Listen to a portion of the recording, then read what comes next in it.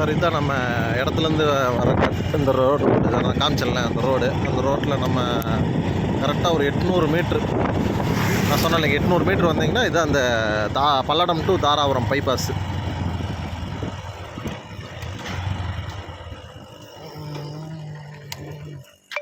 இதுதான் அந்த road sir. நம்ம இடம் வந்து இதில் தான் போகணும், இந்த ரோட்டில் பைபாஸ்லேருந்து.